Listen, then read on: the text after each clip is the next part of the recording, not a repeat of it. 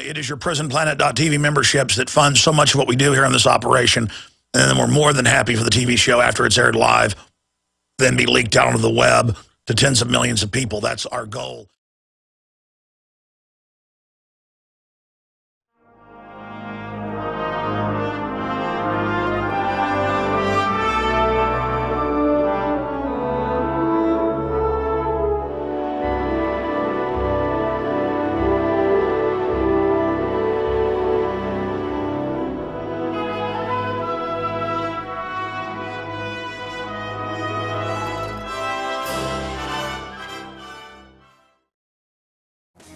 When an opponent declares, I will not come over to your side, I calmly say, your children belong to us already. What are you? You will pass on. Your descendants, however, now stand in the new camp.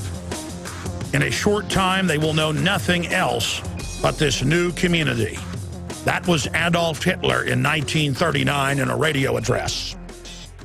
We have never invested as much in public education as we should have because we've always had kind of a private notion of children. Your kid is yours and totally your responsibility. We haven't had a very collective notion of these are our children. So part of it is we have to break through our kind of private idea that kids belong to their parents or kids belong to their families and recognize that kids belong to whole communities. Once it's everybody's responsibility and not just the households, then we start making better investments. And they then flash up in the official MSNBC promo forward, which is the original name of the slogan for the Marxist, over 100 years old. It's like 120-something years old. And I shot a whole special video report on that that's up on Infowars.com. The state declares they own your children. And that was the MSNBC host or propagandist, directly worked for the White House. When you watch MSNBC, you are getting pure ambrosia poison directly out of the White House. That is their agenda, on record.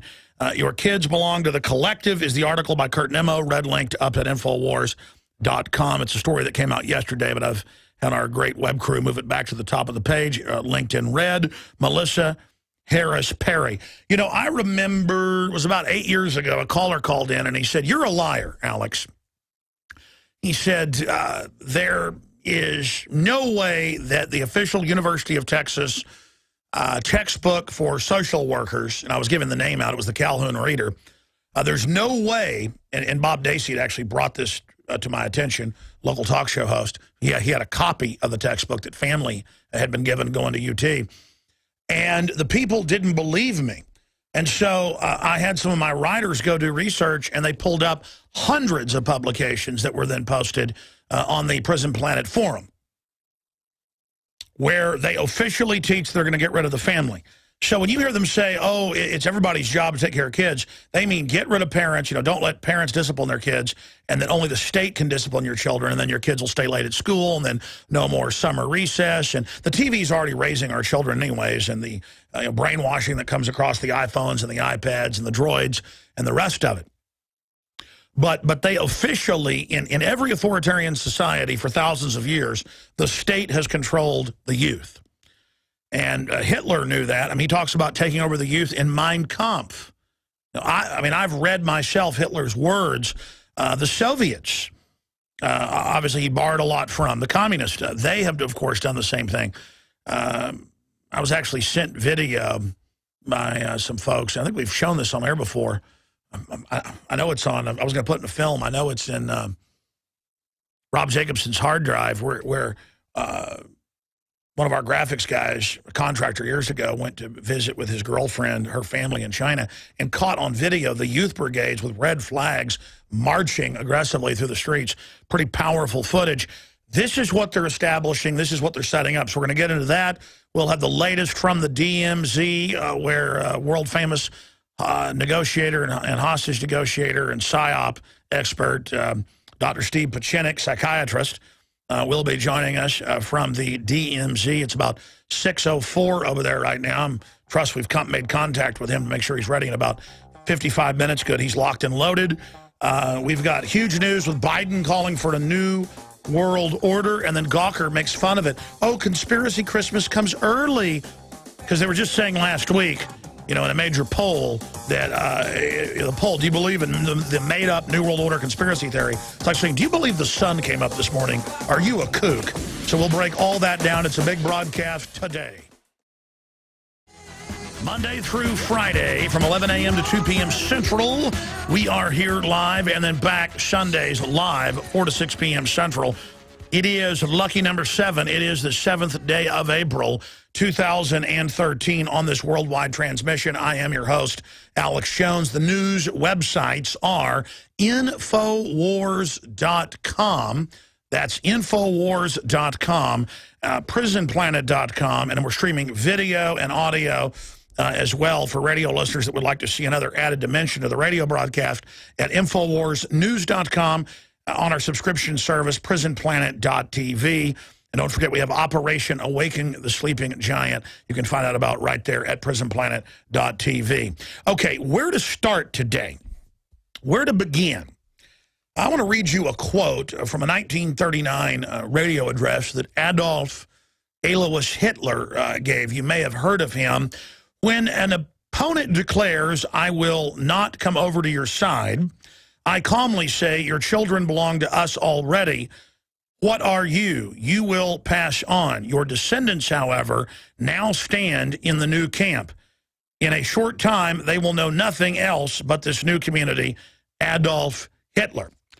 And he said similar things years before in his book, Mein Kampf. Now, the communist system in Russia, the communist system in China, Fidel Castro's Cuba, everyone knows that in these countries, the police wear black masks, the state turns the children against the parents, the state tries to raise the kids in dormitories, and really raises a generation of tax police and other enforcers out of children that they have CPS'd for very petty reasons via the Soviet or Nazi courts. The Romans just came in and killed all the adult age men down to about age 13, 14, and then re-educated everybody. And so ancient empires just killed all the men and then took the women and children as slaves and then took the smarter ones to basically be enforcers, but still chattel slaves. They would be so proud of being a war slave, though. They had large brigades in the Roman Empire from the end of their republic on till their decline and the splitting into two empires, but I'm digressing, of special slave mercenaries who were proud of their slavery. That was passed on to the Prussians in Germany, of course, and that's where we get kindergarten. All the modern brainwashing systems we have today are designed to make people follow orders and be happy in their servitude. The Hessians were German slaves brought here to wage war on us in 1776, tens of thousands of them. So, but there was the prestige. Even if you were a slave, Hessian, you still had a fancy uniform and black, goose-stepping boots. But I'm digressing, ladies and gentlemen. You know that authoritarian states try to take over the children. And I have read on air the official textbooks used by every major Western university. They all tell the people aspiring to be government minions and enforcers to have a disdain for the family, a disdain for men. If you turn on any sitcom or drama, men have been run down for 50 years as moron idiots with women bossing them around, the new commanders. They are the house slaves. The Romans would bring in the women. Even as the boys grew up, they were kept out in a barn and not allowed to learn how to really speak. You didn't want men knowing how to stand up. That was passed on to black slaves in the Caribbean, in South Central America, and, of course, here in the United States. That's why you've heard of that before with the woman, the house slave in charge. Well, that actually came out of Rome, mainly with white slaves. But side issue, feminism is not about empowering women, makes them the house slaves. They have a more pejorative name for it that black folks tend to use for it. But it's the people that are in the house. And that's what the police and the bureaucrats and the FBI and all them are. They're the house slaves. And then those of us that aren't part of the federal family, we're the barn slaves. I mean, that's how it's all set up. That's how it's looked at. And so that's what they've established. And they all write handbooks on it. And I shot a special report up at Infowars.com. The state declares that your children are slaves. is the name of the video. The article is MSNBC host, your kids belong to the collective. So my issue is I'd talk about this 15 years ago, 7 years ago, and people would say you're a liar. Even when I was on the radio with the official textbooks, in one case, the Calhoun Reader, used at the University of Texas for their social workers. And it said, quote, the family belongs to the age of barbarism and is a form of mental illness. And you can also pull up the head of the National Association of Psychiatrists in the 60s saying the same thing. So they sell it as a new human right to not have a family because they want you all alone, completely alone. That is the great goal of every authoritarian society. In fact, I ought to send somebody down to the microfilm, or we should get a LexisNexis subscription. I had a Thomson Reuters subscription about 6, 7 years ago, but I never used it, so I got rid of it. Guys, on Monday, get a Thomson Reuters subscription and a LexisNexis. Google's great, but you can't find stuff, year 2000 and back good on the web. Okay, so I want the 2000 Austin American-Statesman, when I caught bribery at the Capitol. It was the cover story in the Metro and State, about investigation of bribery that we caught on video, and I was there testifying. They were just paying them off out in the hallway. And they later had a state hearing, finding that it was illegal what happened, and the individual over the committee got censured and things. The point is that they quoted one of the handgun control, I think it was Violence Policy Center. They quoted them, and they're saying, I don't care what Mr. Jones does. We're going to get your guns one day. We've got your kids. I mean, I want that quote. I probably read that quote 50 times on air. 50 times. And I want to resurrect that and actually show people that. So LexisNexis on Monday, because I want to show people that. And there it was saying, it doesn't matter. We've got your kids in the public school, and we will ban guns in America. That's why I get so mad at people like Piers Morgan when he says, I don't want your guns. Bull! By the way, it came out this week. We've got them coming on later in the week. The Veritas Project, they told me about this weeks ago before they went and did it. They went to the house of Piers Morgan in Hollywood. He's got armed guards. But he doesn't want you to be able to, who can't afford, you don't have an $8 million a year contract or whatever like he does. You're just a poor guy who makes $60,000 a year. Of course, Michael Moore says you're rich and you're a bad guy. And if you maybe make $60,000 and it's racist to own a gun. Remember that clip 2 weeks ago? But of course, he's got armed guards, too. I've seen them, but it's on record. He has them. That's why I get so mad. They want our guns to dominate us, period. Everywhere they're in control, they take all the guns. So stop playing the game and arguing, hey, violent crime dropped 49% since 1991 because of proliferation of gun ownership, FBI.gov. They don't want to hear that.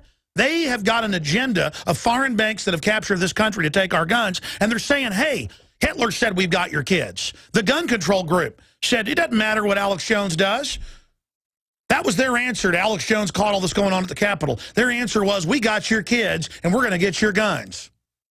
Mr. Jones isn't going to stop us. And that's why I'm angry at them. They're authoritarians, and they know it. It's not like they're misguided. Now, here is MSNBC host in a TV ad they're running. It's not like it's something they just said flippantly. This is a TV ad they're running saying, your kids don't belong to you, they belong to the collective. Here it is. We have never invested as much in public education as we should have because we've always had kind of a private notion of children. Your kid is yours and totally your responsibility. We haven't had a very collective notion of these are our children. So part of it is we have to break through our kind of private idea that kids belong to their parents or kids belong to their families and recognize that kids belong to whole communities. Once it's everybody's responsibility and not just the households, then we start making better investments. And they have an actual original Marxist slogan, lean forward, on the screen while she's saying this, knowing 99% of Americans don't know that's the original name of the first Marxist newspaper and their slogan, Karl Marx slogan. I mean, it's just hitting us hard. And like they said, hey, well, you're watching your football, buddy, we got your kids. We got your kids. We got your kids. We got your kids. We got your kids. And now they're taking veterans' kids who've had an arm or leg blown off saying they're depressed. Now they're taking people's guns if they have one marijuana cigarette and their kids. These are authoritarians. This is a persecution taking place. Here's an example of the total information overload. If you're up at Infowars.com, I have a link to a Fox News story about an FBI police training manual. This has also been issued to the U.S. Army training instructor listed for domestic operations, of course. That's completely illegal in a free country, but we're just seeing the end of posse comitatus. Army labels evangelical Christians, Catholics, period. Period. Catholics, Christians, period, and some Jews, religious extremist. And this is Fox News. Now, if you watch my film Road to Tyranny from 2002, we show these same manuals, just the older versions. And people would see that and say, this isn't true. I would show Marines training to confiscate guns and admitting it, that it's for America. People would say, there's no way, that's got to be fake. When it was clearly, thousands of Marines, Hebron, Maryland, on the East Coast, West Coast. No way it's fake. Look at that, Fox News. Army labels evangelicals as religious extremists. Boom. You can click and read the Army training manual. And ladies and gentlemen, it just says, point blank, evangelical Christianity. Period. Orthodox Jews. Next to it, Al-Qaeda.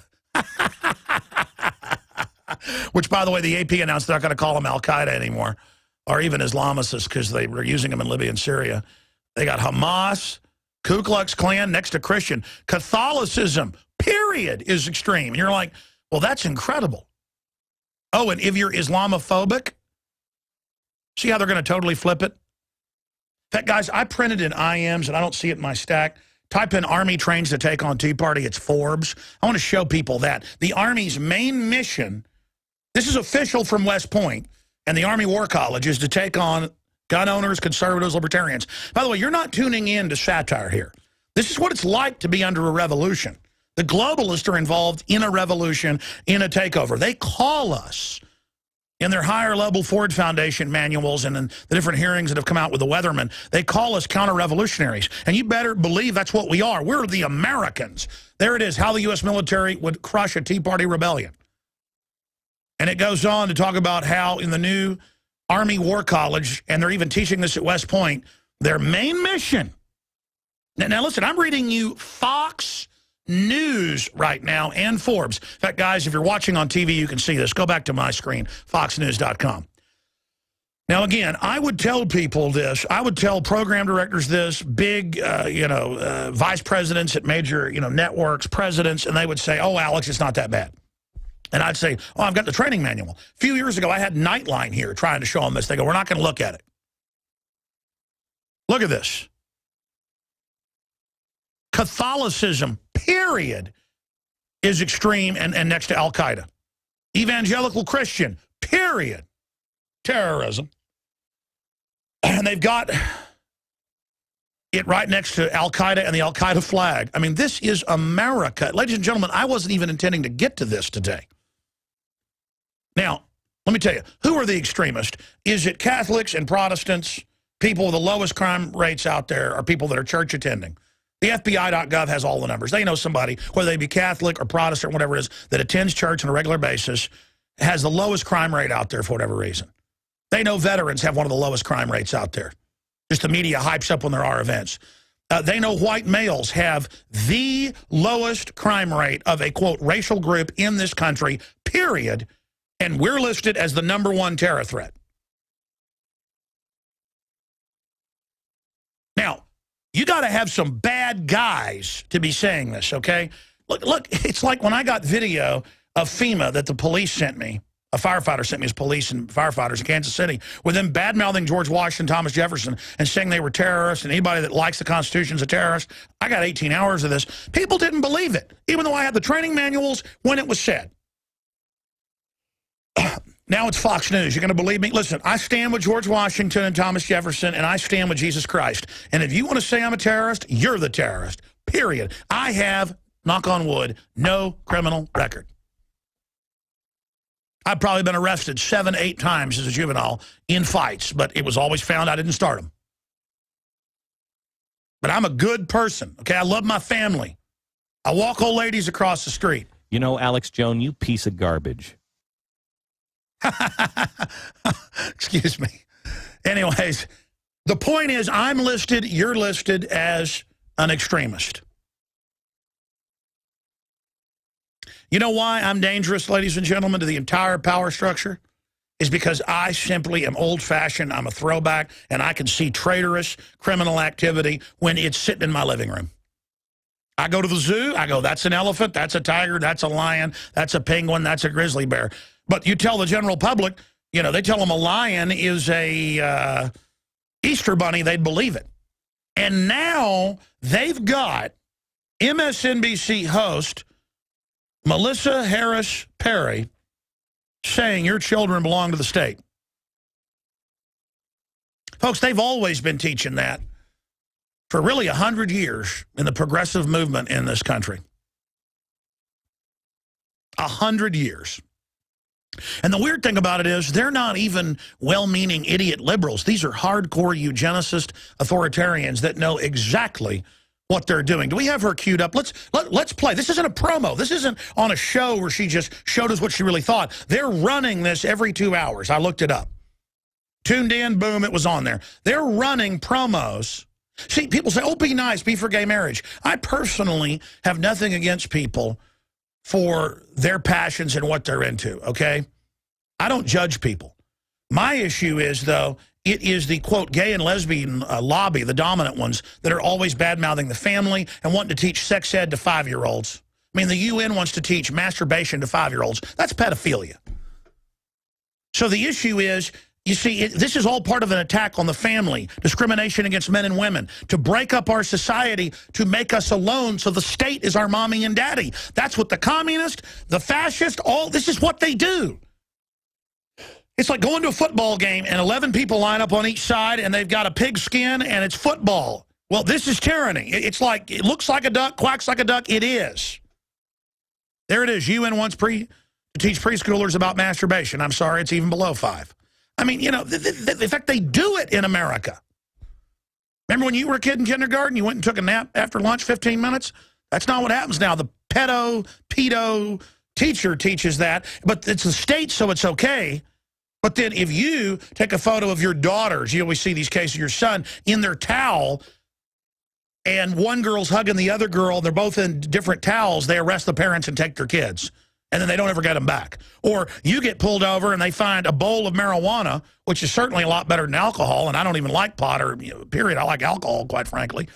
The point is they take your kids. I see... I did a video about this showing a few news articles about people having their kids taken for, you know, a bowl of marijuana. Even if it's true, they shouldn't get in trouble for it when the government ships in the hard drugs. We're going to go to break here in just a moment. And people were all in the comments on YouTube going, yeah, it happened to me, happened to my brother. Yeah, they take over 1.5 million kids every year in this country. But if a kid's really getting hurt, they leave them with their bad parents. They want good kids to adopt out. They're targeting good families. We'll be back. So the U.S. military, the FBI, local police are all taught that gun owners are extreme terrorists, that Christians are extreme terrorists, that returning veterans are the #1 terror threat in America because the globalists have set up the 5th branch of the military under Northcom, Homeland Security. It's buying billions of bullets, armored vehicles. It's openly preparing for the complete overthrow of our republic. And they've got people on TV saying the state controls your children. They've been putting Jocelyn Elders back on TV. You know, back in the 90s, we found a clip of it coming up. She's like, teach kids how to masturbate. Now she's on TV going, reach down and help the little kindergartners. And again, this is the type of garbage that is happening and going on here in this country. And it's now time that we understand they're over the top on purpose to just shock you into a mass Stockholm syndrome or learned helplessness, a normalcy bias. A normalcy bias is, and I've used this example 1,000 times, if you could teleport 1,000 years back to what's Mexico City today, and they were sacrificing dozens of people every day when the sun came up and when it went down and when the moon came out, and on certain holidays, thousands of people, and the priests made their money off selling the humans hanging up by their feet. Human meat was the main food. You would say, this is crazy. And they would say, we're going to sacrifice you, buddy, okay? Because you're crazy. We do this. This is normal. If you teleported back to 1944 to a Nazi death camp where they were lining up men, women, and children and shooting them in pits, and you said this is wrong, they would think you were crazy. And so now they're like, hey, the state's going to take your kids, and any excuse we get, we catch you drinking 2 beers and driving, your kids are gone. We catch you with marijuana, your kids are gone. You got a leg blown off, we're going to say you're depressed, you're a military vet, we're going to take your kids. Millions of vets are getting letters saying you can't own guns anymore. This is happening right now, and it's not even a news issue. And they come out and say, yeah, we're training to take on the Tea Party now. That's what Homeland Security's for. Yeah, we're training to do all this. They're throwing it all in your face big time. Now, let's go ahead and go to this clip. MSNBC host, your kids belong to the collective. This article is up at Infowars.com and PrisonPlanet.com right now, linked in red. MSNBC host, your kids belong to the collective. And folks, this is every day.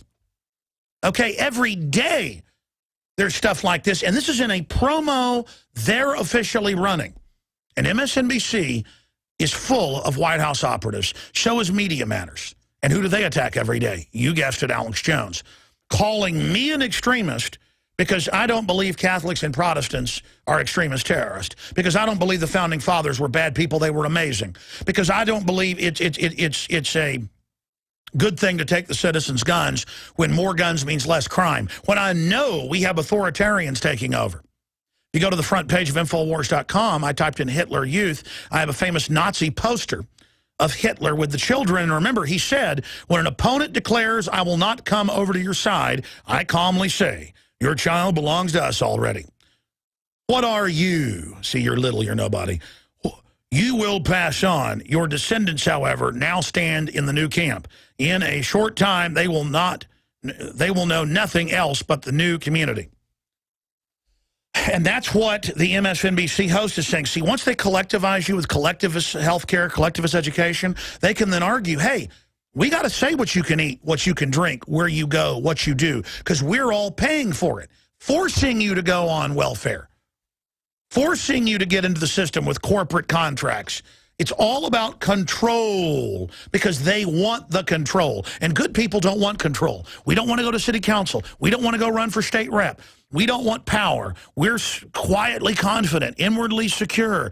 We're embarrassed by people that dress up like peacocks and are into, you know, all this garbage. Well, you know what? If we don't take control through the Republic and restore the Republic, the very worst will take over. See, once you get a corrupt group in, they get overthrown by the next group that's even more corrupt, and then even more corrupt, and then even more corrupt. And whether it was the Babylonians, or whether it was the Druids, or whether it was African animist tribes, or whether it was Mesoamerican Aztecs and Mayan groups, Toltecs and others, every culture from the Vikings to the Greeks, they don't really teach that in popular history, but it's buried. They would just burn your wife with you if you died. The Vikings. Gladiatorial events with the Greeks and Romans started when the man of the house would die. They'd have a few of the slaves kill each other in combat ritually because he was a warrior at the funeral pyre. That's human sacrifice. Every culture ends with crazy people, psychos, get in control, and they demand human sacrifice. Every culture. That's the bottom of the rabbit hole. Ritualized mass death, and where your neighbor's being torn apart in the arena this week, you'll be torn apart next week, and no one has empathy, and civilization finally implodes. In fact, that's not the final step. Human sacrifice, gladiatorial events is not the final step. It's the final step before everything collapses. Because then the only next decadent thing the leadership can do is launch wars they can't win or commit suicide. The Roman emperors, Caligula and others, and that was long before the collapse, would kill themselves, kill their family. Nero, again, would go to those Roman parties where they had vomitariums, where they would eat till they vomited over and over again. And he would dress as a werewolf and tie small children to a pole. Pull this up, written about by mainline Roman history. And he would go and tear children's throats out with blood spraying all over him. That's North Korea, folks. That's the state is God. A little stunted, pot-bellied wimp ruling everything. We got a frontline report from North Korea. with the guy that did the Camp David Accords, the top psychiatrist, the Harvard psychiatrist, the guy that co-wrote Tom Clancy's books, very famous living psych warfare specialist, probably one of the biggest out there, overthrown countries, you name it.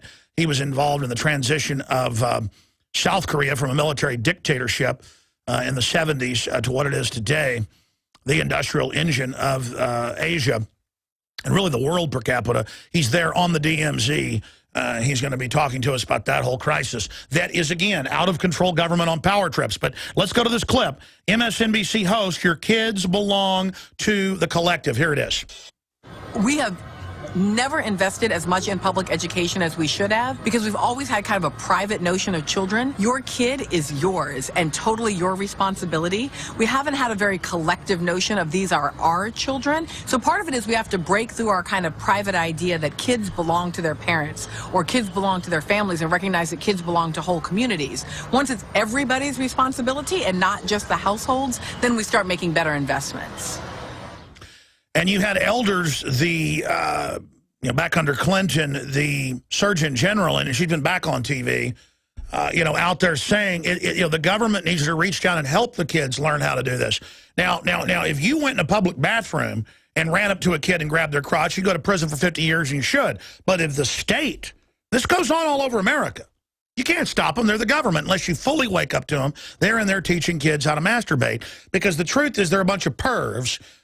Most of these people that want power have never really lived and never gone through the rites of combat growing up when they're young and don't come from good families. Big government's kind of a collection of scum.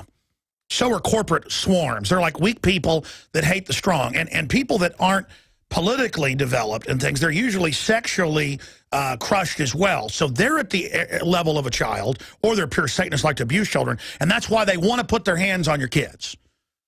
And they're going to take them from you because you're a veteran or you're a pot smoker, and they're going to hurt them. You're 7 times more likely now. It was 5 times. It was 3 times a few decades ago. More likely to be abused in government custody as a child than anywhere else. The most dangerous place is for a child in government. Who do you think gets into government agencies to be around kids? I mean, I told you the whole Sandusky thing. It was the whole top of the university. That's now come out. The connections to the National Security Agency. Look it up. They can't bring it down. Because the whole thing, it's a pedophile guild. They want your kids, folks. They didn't have them. They didn't raise them. They don't love them. They're sick freaks. Children are so good and so innocent to these demons, they want to hurt them. And so they say they belong to them. Now, I got clips coming back where they say you've got to do national service. Paying taxes isn't enough. They're going to make you their slaves. They're going to make you their slaves. We'll be right back. Nobody rides for free. And that's a clip I'm going to play here in a moment, is Rahm Emanuel saying everyone will serve under national service. And that's part of the FEMA Corps official charter. They're now graduating high schoolers and college people who want to get government funding in their new little uniforms. They train in things like warrant service and gun confiscation. And it's all official. Giant black armored vehicles are being bought by the thousands. The bullets. ATF just put out a new federal bid for data mining stuff to spy on citizens, web traffic without warrants. And meanwhile, they'll probably just come out and say it doesn't exist. Oh, there's no bullets. There's no armored vehicles. We're not warrantlessly spying on you, but we are. But we are. Oh, we don't. The state doesn't want to take your kids. I saw a case 2 years ago in homeschooling. California banned it with a law unless you had a state teaching certificate, a degree in teaching. Doesn't matter if homeschoolers want all the spelling bees and colleges crave them and they have the highest test scores on average per capita worldwide. No, facts don't matter. The state said in the court hearing, they said, well, the state now controls the children and is the guardian over the parents, period, not just when they're at school. Now, the court struck that down. But the state argued in California, they run your kids. Kind of like California gives inoculations without parental consent, saying we are the guardian now. I mean, incredible. And you're like, well, the shots are to keep us safe. Uh-huh. Have you read what the insert says, folks? It's amazing. So I've played the clip of MSNBC in a commercial saying your kids aren't your kids. We've got to get past this idea, this private idea that your kids are your kids. They're not. They're the collectives. And then you've got Rahm Emanuel saying, oh, you've got to serve, if you actually read the plan, it's 3 months every year up until you're 60-something. That's in the official legislation they brought in. But publicly on C-SPAN, he says, you know, a few months every year. This is what they're planning. But first, here's Obama. He said this 5 years ago, campaigning his domestic security force. And by the way, it's out there now. Clergy response team, preachers that spy on you, InfraGard, business people that spy on you. It's directly out of the Soviet Union. Here it is. We cannot continue to rely only on our military in order to achieve the national security objectives that we've set. We've got to have a civilian national security force that's just as powerful, just as strong, just as well funded. If you had 20 traits that you went down a checklist of a tyranny, all 20 are completely checked, right out of a textbook. This would like be going to a NASCAR race and NASCARs are going around and you go, what is this? And I go, it's a NASCAR race. Conspiracy theorist. Yeah, 30-something% of Americans in a new public policy poll. It's way above that as Democratic Party operative group on record. They believe in the imaginary New World Order. Imagine the question. Do you believe in the imaginary New World Order conspiracy theory? Oh, well, no, I don't believe in the imaginary corporate world government run by megabanks that are bragging they've set up world government everywhere. And there it is, Business Insider. A ridiculous number of Americans believe in crazy conspiracy theories, like a new world order, new public policy poll shows. First, though, let's go to Rahm Emanuel, because I tell people they're already establishing national compulsory service. It's not enough to pay if you actually work more than 60% in some form of tax. Now you've got to do more to be a citizen. You've got to serve domestically. Again, they want our guns, but their people, their new Yugen, they're going to be armed. Here it is. Citizenship is not an entitlement program. It comes with responsibilities. Everybody somewhere between the ages of 18 and 25 will serve 3 months of basic training and understanding in a kind of civil defense. That universal sense of service, somewhere between ages 18 and 25, will give Americans, once again, a sense of what they are to be American and their contribution to a country and a common experience. By the way, I was in the Civil Air Patrol. My dad was really involved in it growing up. That's why I was involved in it. But, you know, we go flying around and stuff when there was fires and stuff, spotting or on rescue missions. He mainly did that. But I was into it somewhat. And back then it was truly civil defense, the people, organized. And then they would just be called upon in missions and emergencies. They're getting rid of that in the Civil Air Patrol. It's all under Homeland Security, all under the Air Force, and it's all real creepy, spy on this, spy on that. Again, that's totally converting. I've talked to folks I know that are still in it. Again, you're not trusted in this unless you're part of their group because it's a foreign takeover. Remember, the Army's now taught for domestic operations, Catholics, period, evangelical Christians, period, are extremist terrorists. I just showed you Fox News. Now, again, ladies and gentlemen, this is what we've come to. Now, let's play Biden. This was on Friday. Vice President Joe Biden threw caution to the wind as he shockingly declared the affirmative task we now have is to actively create a new world order. He said this is the big import-export trade federal event, adding yet another admission to the already long list of documented globalist bragging of plans for a centralized one-world government at the Export-Import Bank Conference in Washington. I'm going to play the clip here, but the issue is I did a special report last week because the media was saying there's no such thing as a global government with scores of clips.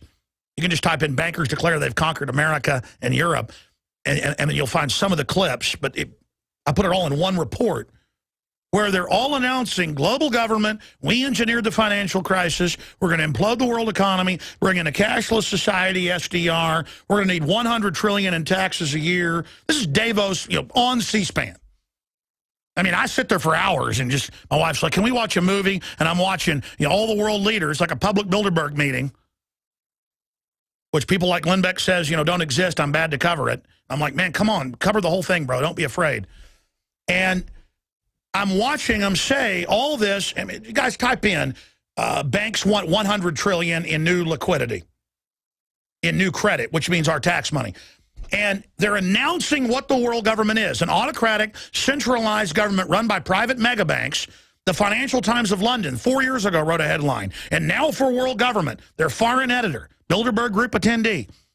And he says, yeah, we're autocratic, we're authoritarian, we've been secretive, but we know best, we're taking over. He admits in the article, okay, you've exposed us. Doesn't matter, you ought to join us. I mean, I've had Rothkopf, the head of the Kissinger Group, on my show. And I said, why'd you come on my show during the break? And he goes, I want to convince you we're the right way to go, Mr. Jones. And, you know, you're a very important person. You're part of the super class in your own way, you know, leading the resistance. So you could do well. We'd like to hear what you have to say. And I could instantly go join them, and I'd be a U.S. senator or whatever. Or I'd be the next Rush Limbaugh. Okay? If you just engage them and be their buddy. Do you know how real all this is? The only reason I can tell you the Rothkopf story is when they tell me this stuff is off record now, because I have a journalist hat, I can't talk about it if it's off record. I can talk about it because Rothkopf, you know, they're on the phone line during the breaks talking to me. John Harmon's hearing the whole thing 5 years ago. He wrote Superclass bragging about all this. And he's like, no, I don't care if you say that I say you ought to look, you know, work with us. We're trying to save the world. Well, the answer is no, you're not.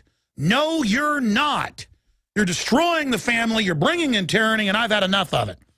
So here's Biden saying New World Order. There it is. World needs 100 trillion more credit a decade, says World Economic Forum. When you read it, it's a tax to them. They want to shut down productivity, folks. It's incredible. And then their propagandists say they're saving the world. Here is Biden calling for a new world order, and they define it in the whole speech as a global economic system controlled by private banks. Here it is. The affirmative task we have now is to actually create a new world order, because the global order is changing again. And the institutions and the rules that worked so well in the post-World War II era for decades, they need to be strengthened, and some have to be changed. So we have to do what we do best. We have to lead. We have to lead. We have to update the global rules of the road. We have to do it in a way that maximizes benefits for everyone. You know, if you go pull up my clip, it's up on Infowars.com. Here, let me actually pull it up. Give you the exact name. It's got scores of clips where they say, this is global governance, this is world government. It's the War on Reality Special Report. That's the name of it. And if you just type that in, the War on Reality Special Report, I'll get the webmaster, the Sunday crew, to repost that up at the top of Infowars.com. I have them defining. They go, what is New World Order? It is global governance run by private central banks. Head of the EU, head of Britain, head of the U.S. They say this at these meetings. I'm watching it, and they say under this, there'll be no families. They're going to make us live in government dormitories in 200-square-foot little coffin deals. Bloomberg's already trying to make it the law while they're all exempt from it, living like kings. Prince Charles, second hour coming up. Stay with us. Report from North Korea. You know, in the last hour, I talked a lot about the collectivist, and at the lower levels, they're a bunch of idiots. I saw a video last week on the show, and Mike Adams was sitting in, the health ranger, naturalnews.com, doing a great job. He played that clip of that Colorado State rep saying, we got to ban 15-round mags and up, because after you shoot the bullets out of them, you got to throw the mag away. They're no good anymore. And so low level, they're complete morons. The globalists mainly, it's not a conspiracy at the low level, because they just get idiots that are yes men and yes women that are dumber than a box of rocks, and they count on you being dumb. But higher up the collectivist are people that understand how humans operate. And most people that learn how humans operate, they go and use it to manipulate people like they're cattle just so they individually, monetarily get ahead. And that's not my philosophy. My philosophy is to lift you up so that you lift up my family as well, because I don't need to believe in karma, mojo, reap what you sow. I feel it. And I'm not somebody that gets jealous of a guy that has a beautiful wife or a beautiful home or writes an incredible book. I admire them. And I grew up thinking everybody was like me. And I'm not saying I'm virtuous or anything either. I'm competitive as the next person. And if somebody crosses me, I have big problems with wanting to destroy them. It's just that I have a sense of justice. I'm a team player, which is the opposite of being a collectivist. I'm about the individual, but also working with others to build something greater, if you choose under free will. Now, We got Dr. Pieczenik. We're getting lined up here from the DMZ there in Korea to cover that crisis coming up. And I'll get into other news after he leaves us. But let me punch up for TV viewers. If you're a radio listener, go to Infowars.com. I went and swam in the river today downtown, did some exercise. Only had time to swim a mile. And it was just really great. It's like the Caribbean out there. There's so many big fish and turtles and stuff. And I got out and I saw some red ants up on the hill where I'd parked. And walking back up from the river, the Brazilian fire ants have come in and killed most of them. There's these big ants that I grew up seeing. And I shot a video called Of Ants and Men. It's linked up on Infowars.com and PrisonPlanet.com. And I just posted it about an hour and a half ago. Uploaded it as I drove into work from the swim. And, you know, I talk about Plato's allegory of the cave, coming out of the cave. And this guy says, Alex Jones believes in the philosophy of Plato, that philosopher kings must rule and should be appointed by a self-proclaimed enlightened, think Illuminati kingmaker, historically called the emperor. This is the garbage that has spawned tyranny time and time again throughout history. Alex Jones is human garbage riding the wave of tyranny. Democracy and government at the founding. Democracy translate literally the people's strength. The population has armed and demanded rule by the will of the people. Well, number one, I support the Republic. So I can get what you're saying that I support Plato, but not his Republic. He was the original proto-eugenicist. I can take some things he said and then leave others. Like the allegory of the cave, people in a cave looking at projections like a television. It's profound, really, and coming up out of the cave to the larger world. That I was talking about. But that doesn't mean I endorse the philosopher king, because the philosopher king still builds a centralized system, and even though they can create a golden short period, corrupt people will take the place of the philosopher king and create the ultimate hell. But just as a republic produces so much wealth that comes out of tyranny, striving for liberty creates a great republic and wealth, then the generations become decadent. The generations become corrupted because liberty produces so much wealth, so that creates its own cycle. So I analyze the different cycles. And so just saying come out of the cave like Plato's allegory does not mean I endorse Plato, even though I've read, I don't know, a couple of his books. I mean, it's very interesting stuff. I first read one when I was about 12 because I heard that, you know, he wrote about Atlantis as if it was real. I wanted to see what the historian and philosopher Plato had to say. But I've read the other philosophers as well. I've read Nietzsche. Doesn't mean I agree in the Ubermenschen and, you know, having visions on the toilet. I have my visions out on top of a rock, you know, looking up into the stars. I have my visions watching my children play around, you know, and swim in the edge of the lake. I have my visions thinking about all that's good. We're going to go to break here, ladies and gentlemen. And when we come back, after this quick break, Dr. Steve Pieczenik is on the line with us, Infowars.com. Monday through Friday from 11 a.m. to 2 p.m. Central, we're live. Have the free iPhone and Droid apps and the listen page at Infowars.com and PrisonPlanet.com. Just click on the tab. And we, of course, our weekday simulcast on XM 166. This is the Sunday live transmission. We're into hour number 2, Sundays 4 to 6 p.m. Central, live across the country and re-aired on many other fine stations out there. I want to say hi to all our new affiliates and listeners. Be sure and support our local AM and FM affiliates by spreading the word and sponsoring them as well. And be sure and support us with all the great books, films, materials at InfoWarsStore.com. Forgot to plug last hour, and that's how we fund our operations. It is 5:07 Central Standard Time. We're going to go to Dr. Steve Pieczenik.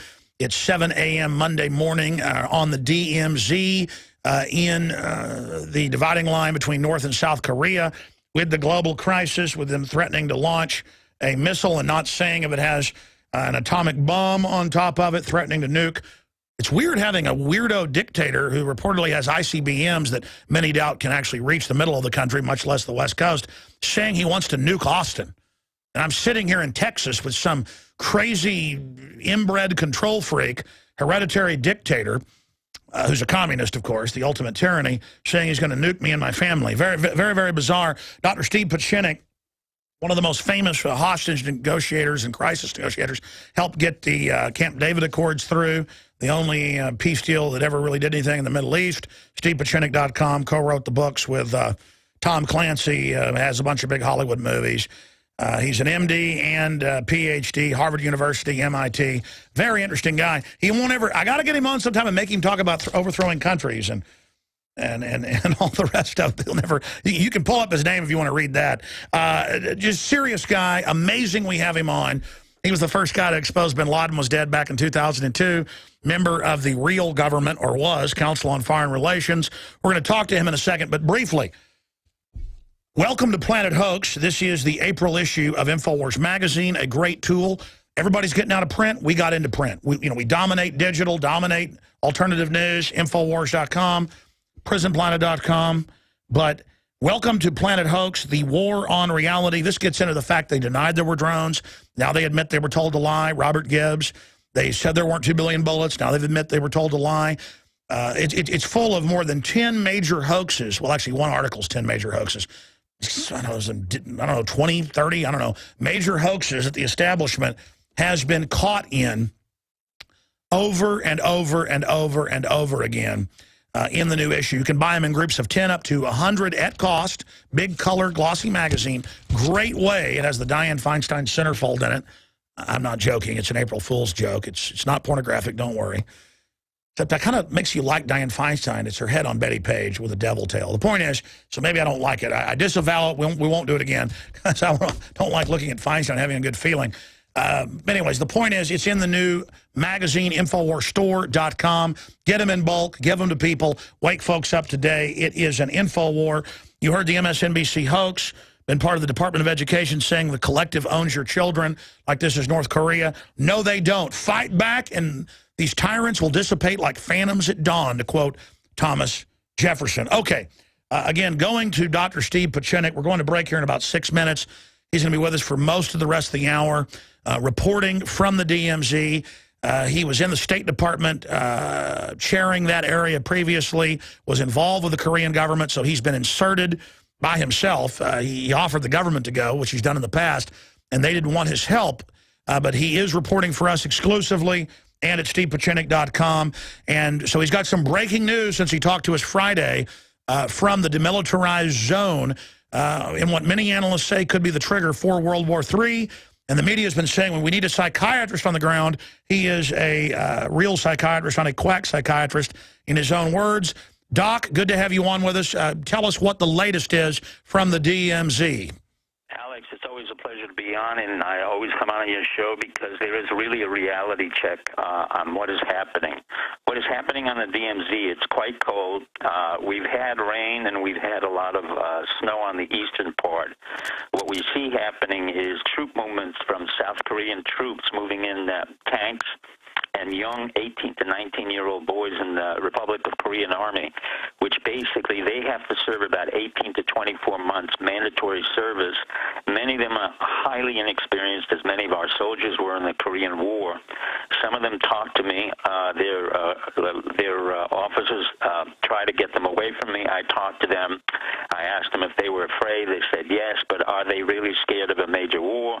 They said they're not sure because there's so much war talk going on and warmongering that they feel that in the past this has not come to life. In turn, I was able to get access to some of the most unusual of our own military, which is Special Forces. I can't identify them, but I've always had a great respect for our Special Forces. Since 30 years ago, I was part of really developing the Special Forces units out of Fort Bragg into an elite Delta Force unit, and in talking to them... Sure, in fact, you were involved, that's on record, in the creation of Delta Force, what, in 1979? That's correct. And what I talked to them about, and again, remember, I am not allowed to, I was forbidden by our intelligence organization, our State Department, our embassy, our KCIA, whom I worked with, and including the Blue House here and the ROK, Republic of Korean Army, I have been totally forbidden to access anyone. So I really am doing this on my own on behalf of you and really the American public. I'm not a hero. I'm simply doing what you're doing, although I didn't read Plato and Nietzsche, and when I did, I had to go to a textbook to see what they meant. But let me get to the point. The point here is what one of the very smart Special Forces soldiers said to me. He said, look, Doc, for over 20 years, since the Cold War, and he knew who I was, we have not had a strategy. We have not had a complete overall world strategy. All we have been doing is reacting to situations which we sometimes create, often create through our military industrial So it's a rotting stalemate. Well, it's not just a stalemate. We get into situations which we cannot control, and this is the problem we have now. Let me make it very clear. I have worked with the North Koreans. I have negotiated with the North Koreans. I knew Kim Jong-il. I knew Kim Il-sung, his grandfather. And let me tell you a little bit about the notion that this media, including CNN and Wolf Blitzer and his nonsensical crew of morons who are saying that this is a black box. North Korea is not a black box. For 30 years, we have known everything about North Korea. It's not just as a psychiatrist, but there have been other colleagues of mine in the CIA, including Don Gregg, Jim Lilly, who were in the CIA and were our phenomenal ambassadors, again, under Bush Sr. People underestimate how much Bush Sr. had kept things quiet, and we did not precipitate any conflicts. What happened, in effect, is we understand very well the pattern of behavior where the North Koreans, when they need help, they continuously bang, bang, and then try to get us to the negotiating table when we put on a restriction on them or an embargo, and then they force us to try to come to a negotiating table with them and make concessions. At times we would make concessions, often we would not make concessions. The concessions often rotated around food. The reason food is important in North Korea, and people have not emphasized this is a country of 22 million communists who are impoverished, not just starving, but literally impoverished. And the only thing that they can do is not come over the DMZ zone, although I do see some of them trying to approach it. I do see machine gun racks in the distance. I do see their installations of artillery guns. But I'm not worried about that because I know the military situation, the force structure of the North Koreans. And quite frankly, we in the national security area previously and even presently know that all of the equipment in North Korea is really antiquated. It's old 20-year-old Soviet equipment. All right, Doctor, we got a long segment coming up. We're going to come back, give you the floor to break down what you said the danger is. And here's the big question. Is this like the Berlin Wall about to fall? Could North Korea be preparing to collapse? Because this is 3-4 times the rhetoric we've ever seen. You agreed with that Friday. What's the real danger in the West getting into this hype, using it as a domestic political diversion? Could this cause the implosion in North Korea into China and South Korea? What does that signify? You said Friday this could cause World War III. We'll see the real danger straight ahead and where Obama's dropping the ball. You know, before Dr. Pieczenik leaves us, I want to play a clip for him of MSNBC saying your children belong to the government. I mean, this is just authoritarianism 101. They're really making their move. Maybe they have to move to North Korea to be free once they've taken over. He's there on the DMZ. If you're a TV viewer, he sent us photos of him there right on the edge of North Korea. And again, when he was in the State Department, he was actually over that area. He knows all those people. That's why he hinted when he was on a few weeks ago when this crisis was bubbling that he'd go there. And we get an email Friday morning, I'm here. I'm ready to report. And he's got a government-assigned person with him. Pretty amazing to have him actually up there reporting on what's happening. And he's done negotiations with these people before Kim Jong-un's dad, Kim Jong-il, so he can speak about it. You can pull it up where he was arrested once by Assad's dad in Syria. I mean, pretty wild. We got to get Pieczenik on sometime. In fact, the next interview about just all the wild stuff he's done that's not classified. But, I mean, instead of just reading it in the newspaper, you know, like manipulating the Red Brigades into killing the Italian prime minister who they already had kidnapped. Is that true? Is that a lie? By the way, is that true when the London Telegraph says that, or is that a lie, Dr. Pieczenik? What does the London Telegraph say? I don't read it. I won't read it. But let's get to the key mission. The London Telegraph's not relevant to anything. No, I understand. So you're there. What's the big... They're supposedly loading the missiles with warheads, threatening to nuke us. Are the missiles capable of hitting South Korea? Are they capable? Yes. Will they do it? No. The reason they cannot do it is because they don't want to destroy the very basis of which they're going to be the part of South Korea. In other words, the overall strategy for the United States, South Korea, and North Korea, and China is to have what we call a soft landing. For Kim Jong-un, who is not crazy, by the way, he's very predictable and he's very rational. he really has no desire to destroy anything, including the East Coast, the West Coast of America, or South Korea.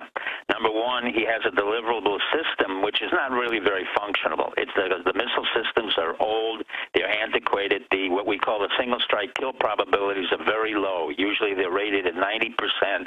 In his case, they're rated at about 1%. And same with our missiles. Our missiles were always rated at 90% as single strike kill probability, but they never really got out of the silo. And when they did, they really fell on the ground. So the missile strikes itself are just using as a bargaining technique. I think Chuck Hagel, our Secretary of Defense, understands this very well. He has done an excellent job of saying, I will not put missile systems on the West Coast because it will provoke him. I think Chuck, who has understood the Vietnam War and the necessity to manage pre-conflict and pre-wars, has done an excellent job. Sure. I mean, modern cruise missiles are the threat, not antiquated 1960s ICBMs that even if you have rocket scientists working on them around the clock, it's very hard to get them out of the silos. These idiots can't even make a car. So it's a hoax to get food and to get oil. So if this is their biggest saber-rattling ever, does this signify the North is preparing to collapse, which is the real danger? Well, it's a good point, Alice. It's not signifying that they're preparing to collapse. It's signifying that they're afraid of collapsing because of the UN embargo and the fact that we have effectively really tightened the amount of commodities and food that they have had. The real problem for North Korea is not America, it's not South Korea. The real problem for North Korea is China. Yeah. Because the North Koreans, 22 million, will not come over the border of the DMZ. I can see them. They've been kept away by the North Korean soldiers. And basically what's happening, they will head west into China and storm over the borders of China. So it's China who's really manipulating a lot of the situation now in order to pay back the American troops and American foreign policy for what we're doing now with Japan, because we're allying ourselves with old enemies. Japan was our old enemy. It's become our new friend. China was our old enemy, our old friend, and now it's become our new enemy. South Korea was really an old enemy because it was part of the Japanese empire. Most people don't realize that South Korea was started by... So why are they doing all this saber-rattling, and why did you say Friday this could trigger a wider war or World War III? And Because if you're not managed correctly, and fortunately we do have Hagel and we do have John Kerry who's coming here, and our embassy is keeping everything cool. But the real issue underneath all of this is having somebody like myself, who I don't see, not because I'm so wonderful, but I've had 30 years experience working with the North and South Korean, understanding the psychological manipulation and the manipulation of psyops. This is a complete psychological warfare. So when you hear things like that we don't understand the black box of North Korea, it's absolutely wrong. They are predictable. They're not crazy. They're rational. It's a communist Chinese puppet. It's a communist. It's a Chinese communist puppet state. Not really only Chinese communist puppet. Let me make it even clearer, Alex, to your audience. Kim Jong-un has spent 15 years in Switzerland. You and I have barely spent one day in Switzerland. He has been raised to be spoiled, entitled. He's very shy. He's very awkward. He was not very smart at school. I know the exact school he went to in Switzerland because I was there in boarding school, but unlike him, I was kicked out after 1 week for being too American.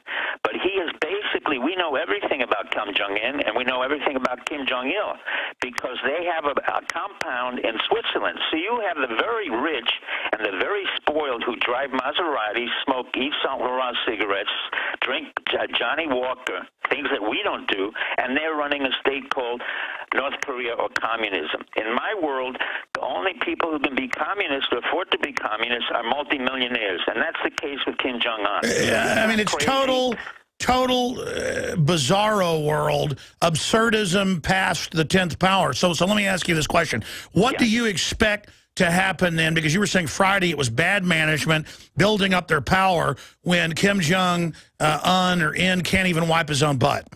Well, what I'm expecting to happen is, if he's totally out of control, and he's controlled primarily by his uncle and his aunt. The aunt is the sister of his father. She controls him. And then there's one other person, I don't want to get into the Korean name, who deals with the Chinese. The real issue here will be for John Kerry and for Chuck Hagel to get to Li Peng of China and explain to them very quickly, if they don't cease and desist to provoke Kim Jong-un into this situation, serious problems will occur in China and in the Sea of China. This has nothing to do really with Kim Jong-un. What you have to look at, what there is a distraction and deception that's purposely created by the Chinese against the United States. The ones who are really calling the shots are now the new leader, Li Peng of China, who is a technocrat, who also was spoiled. So China wants to make us take care of their problem. North Korea, the answer is laugh at them, make fun of Kim Jong-un and Dennis Rodman, instead of acting like they can actually attack America. Well, you can laugh at them. I wouldn't necessarily laugh at him. And he's a fat boy, you know, who's kind of shy. He's awkward. And normally in a high school in America, Kim Jong-un would be considered a geek and he would be bullied.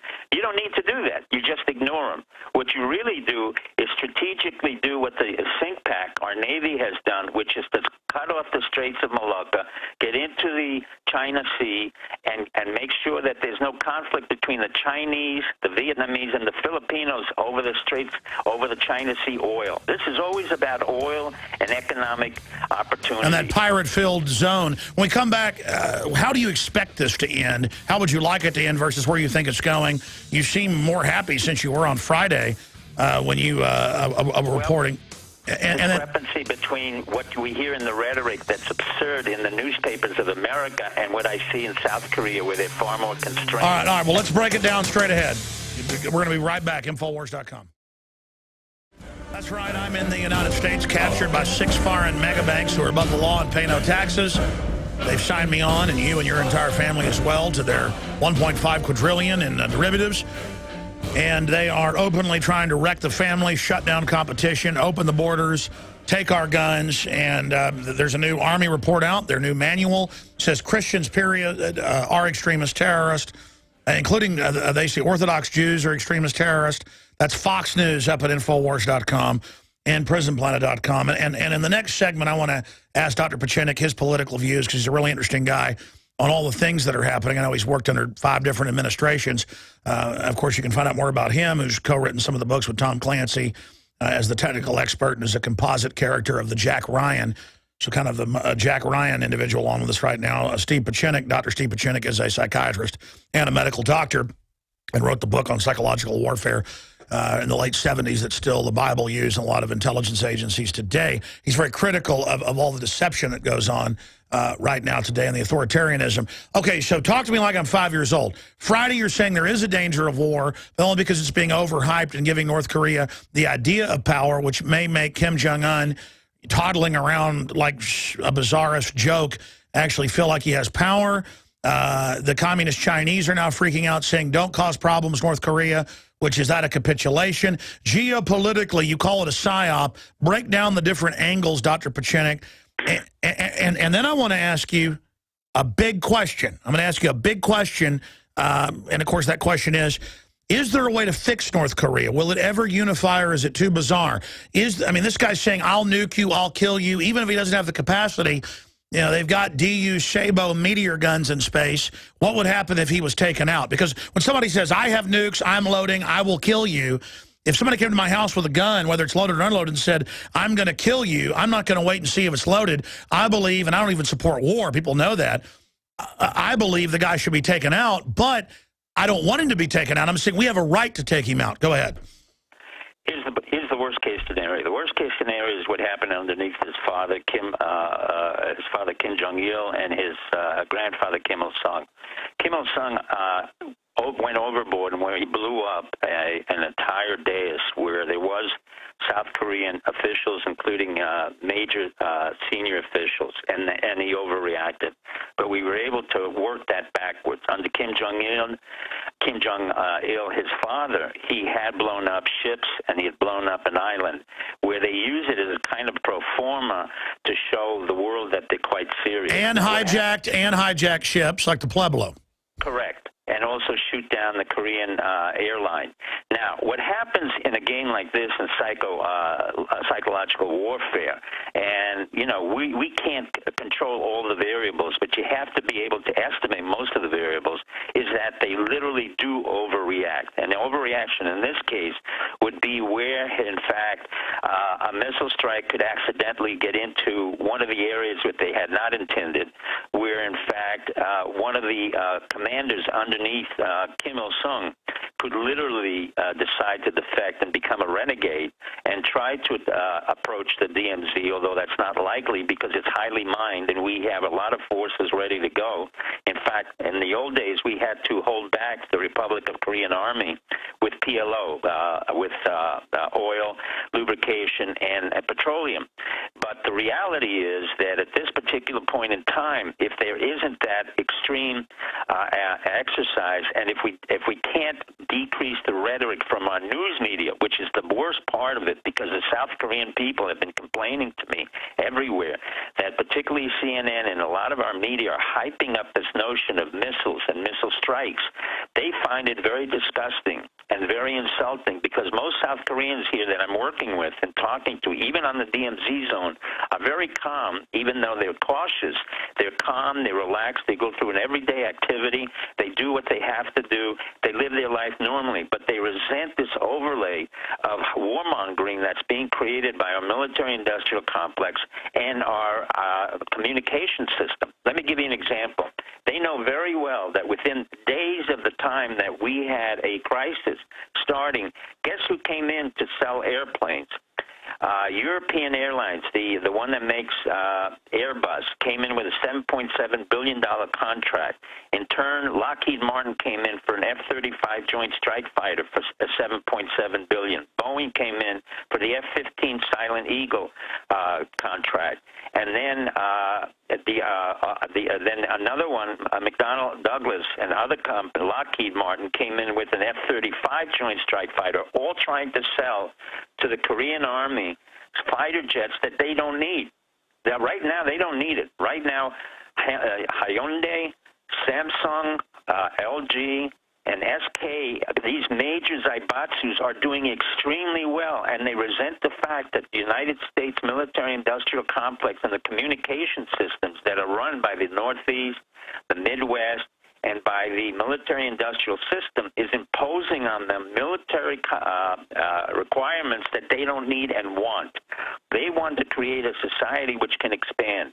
In that process, if in fact we alienate the South Koreans, who are now being run by a very effective president named Ms. Parks, who is the first woman president of South Korea, whose father I knew because he was assassinated right after the time I was here. I was not involved in the assassination.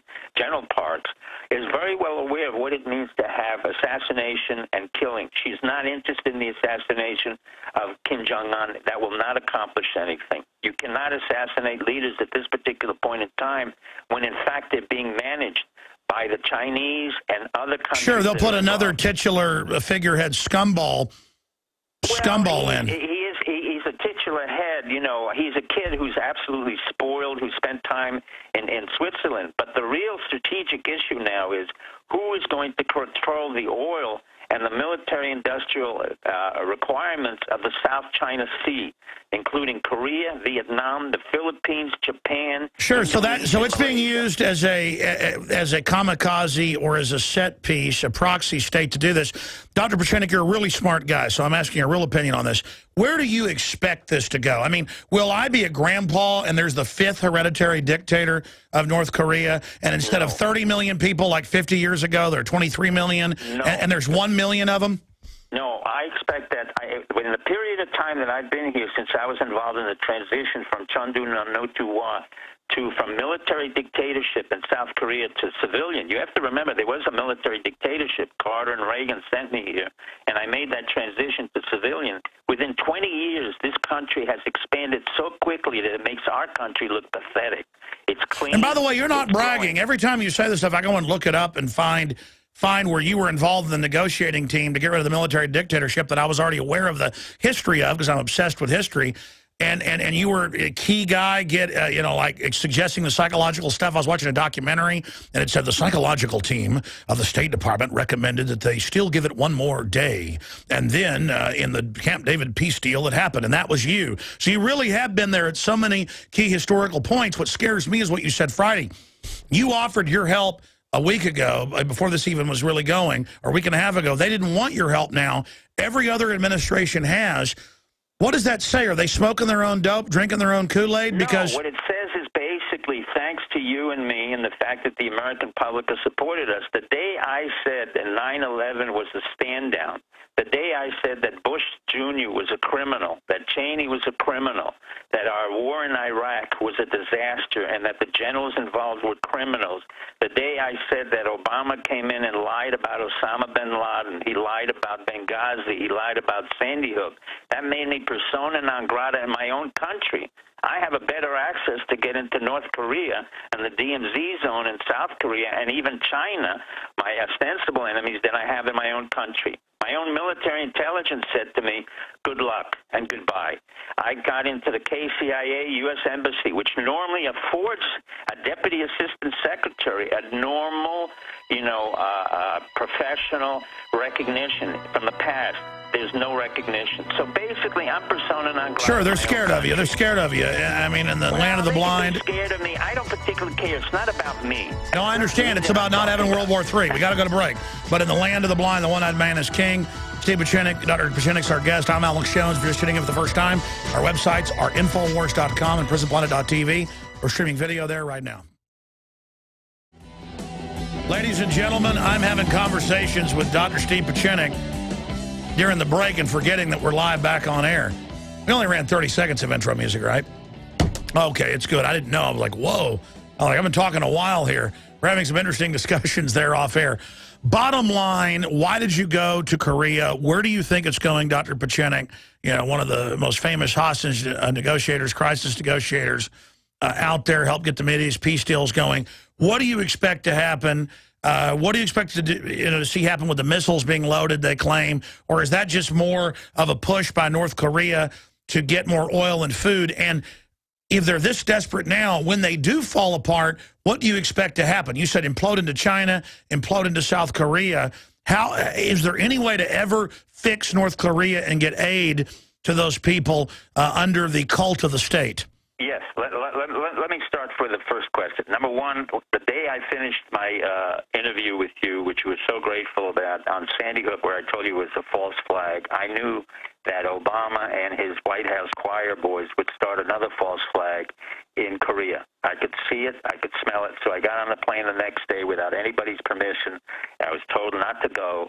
I came here and I wanted to report directly to you and the American public, went on to the DMZ zone and other parts of North Korea, which I cannot describe because of the past experience. And I knew that there would be a escalation of rhetoric and an escalation of behavior, which I wanted to see and monitor directly to the American public, particularly the Alex Jones show, because I couldn't trust the media, I couldn't trust our CIA, I couldn't trust our military intelligence, I couldn't trust our government, as simple as that.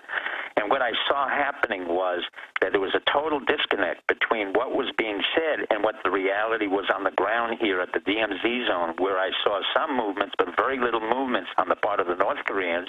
I had a lot of rain, a lot of cold weather, and I saw a lot of the ROK, or Republic of Korean Army soldiers. So that's good news. There's not a real mobilization to invade the South. No. There is no mobilization to invade the South. And furthermore, from past history, I know very well, as well as our military commanders do, that the 2.2 million men that are officially in the Korean Army, North Korean Army, are totally useless. They're hungry. They have no equipment. All the equipment is antiquated. The ammunition is antiquated. And they have no desire or capability to really invade through the southern section. Number two, the key issue here is not the invasion. It's really the fact that psychologically they want to create a scenario, a psychodrama, where we come back to the table, we, the United States of America, come back to the table and offer them food, assistance, so that they can have a soft landing, or what we call the sunshine policy over 30 years. Now, what is the soft landing? The soft landing means that we know from past experience, particularly in the Bush administration, which, again, I was involved with, when we amalgamated or joined East Germany and West Germany, we made a mistake in 1991 by not figuring out that East Germany had so much economic burden to it that West Germany could not absorb it.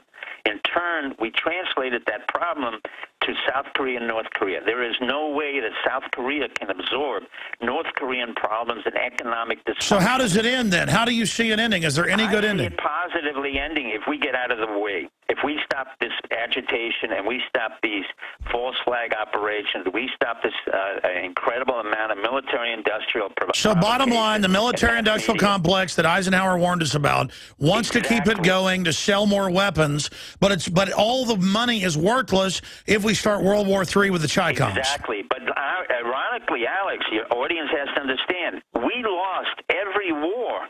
Since World War II, we lost the Korean War, and it was Eisenhower, our general, one of the greatest presidents I've ever seen, who had to come in and draw the line on the DMZ. Nobody talks about the fact that was a great military general who had to create the peace and say, that's enough. We don't have that. We have a president who's not qualified, not competent. Instead, they just keep the wars going. Who's not qualified. Well, listen, I don't want to have war with North Korea either, and I know the globalists are corrupt, there's all these influences, but we invade Iraq, we ship al-Qaeda to Pakistan, our government's using al-Qaeda in Libya and Syria, it's incredible crimes going on, and then still the North Korean clear despots go on forever. I mean, the good die young, the evil states never seem to die either. I mean, I am just ready to see Kim Jong-un hanging like Mussolini, being spit on. I want to free those people, but I get it's a set piece. How could they ever transition into a peace with the South? Because we're doing it very slowly. The South Koreans have been very effectively creating like a industrial complex. Economic zone, sure. KEOSONG, where 54,000 North Koreans are already working, making over $700 million to the economy, and the North Koreans know this. But instead, what they want to do is to reaffirm the position of this little chubby fat boy from Switzerland who hasn't done anything, and try to show that he's that he's in charge. In fact, only 3 people in charge: his uncle, his aunt, and the third person who deals with China. And the real puppeteer here is China. And if China is not warned to cease and desist, they will have problems internally. And I can help them have problems internally because, number one, they have social disturbances of about 150,000 riots on a normal year in China. They have water deprecation. By the way, I agree with you. People keep saying China's going to take over. The CFR says that. China is on the verge of imploding. China's in such a bad state, it's worse than North Korea, because at least North Korea we can stabilize. China we can't.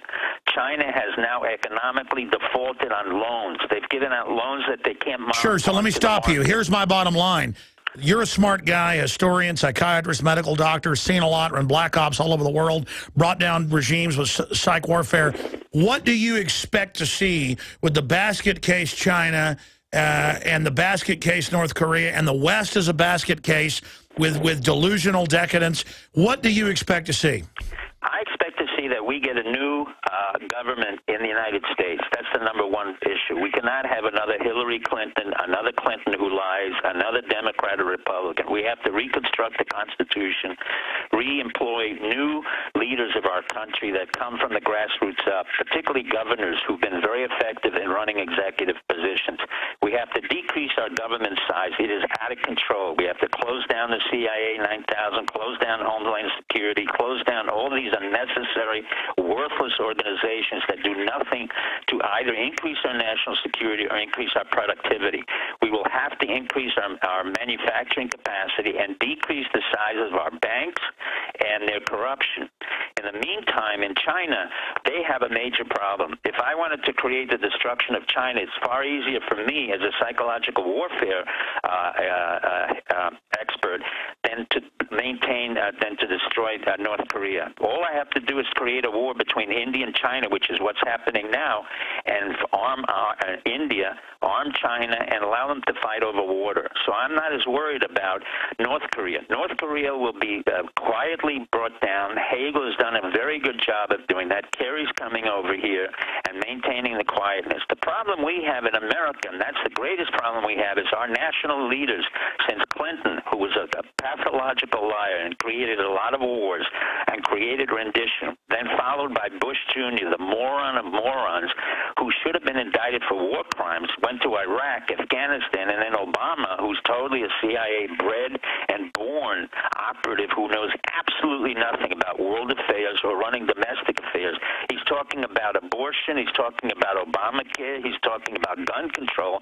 When we have to worry about we have to worry about our economy and jobs and jobs and exactly. jobs. As a Ford Foundation in America. As a Ford Foundation infiltrator of the national security complex, he just wants to conquer America. And instead, even if they want an empire, they're going to lose the empire if they don't save the original republic. You can clearly see the writing on the wall. No amount of bullets and armored vehicles is going to save them from the collapse of the American system. And if they don't get off the back of liberty, they're going to make our engine stall and the whole plane's going to crash. Well, I'm going to have a much more predictive element to that. I wrote about 20 years ago that, in fact, if the federal government continues to expand in size and its powers and its internal suppression of our systems, we will have potentially a second civil war between the states that, in fact, have the resources like Texas, Florida, Utah, the Midwest versus the eastern states. Right now, the Council on Foreign Relations, all the eastern think tanks like Brookings, USIP, RAND are useless, and they're being funded by all of us to create policies that have absolutely no meaning. The West Coast is totally meaningless. I tell you what, Doctor, I want you to get some sleep. We're back on the radio tomorrow. How long are you in Korea? I will be here a few more days to serve you and our American public. All right, well, let's get you set up. Well, we're going to get you set up for a report tomorrow, sometime during the 3-hour show. Chris, pick 30 minutes to do it. All right, thank you so much, Dr. Pieczenik. Thank you, Alex, and thank you, America. But I want everybody to understand Alex is not a conspiratorial individual. I don't think there's anybody in the mass media who really understands Plato and Zarathustra as well as Alex does. All right, we're not going to have the good or dumb or wrong quite yet, my friend. I hope not. The Ragnarok. All right, retransmission starts now, Infowars.com. See you back tomorrow.